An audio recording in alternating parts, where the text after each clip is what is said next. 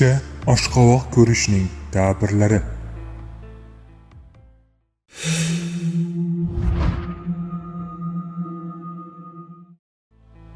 Tushda oshqovoq ko'rish e'tiborli, hurmatli kishilarga yaqin bo'lishdir.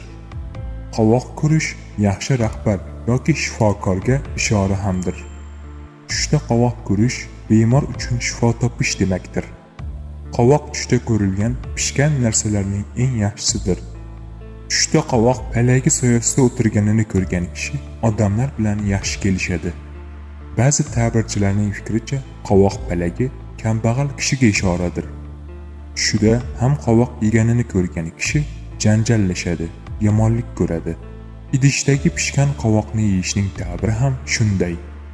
Tushda yeyilgan pishgan qovoq idishda bo'lmasa, rizq nasiba, ba'zan yo'qolgan narsaning topilishiga ishora qiladi. Unutmang, tush ta'birlari bashorat emas, hamma narsani bilguvchi zot yolg'iz Allohdir.